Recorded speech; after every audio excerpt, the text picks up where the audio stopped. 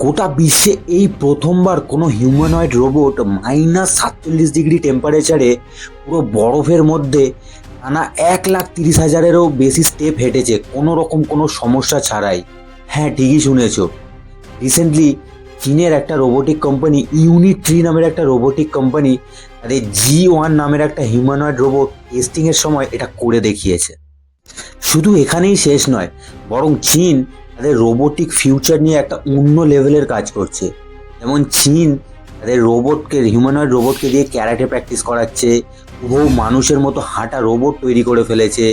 এগুলো দেখে এটা পরিষ্কার যে আজ থেকে 5-7 বছর পর ফিউচারে আমরা যখন আমাদের ডেলি লাইফে হিউম্যানয়েড রোবট ব্যবহার করব, যেমন খাবার বানানো থেকে শুরু করে বাসন মাজা, কাপড় কাচা, সব কিছুতে রোবট ব্যবহার করব, চায়না তখন গোটা বিশ্বের সব দেশকে রোবট বিক্রি করে তাদের জিডিপি বাড়াবে। এই রকম ধরনের শর্ট কন্টেন্ট আরও দেখতে হলে ভিডিওটা লাইক করে চ্যানেলটা সাবস্ক্রাইব করে দিও।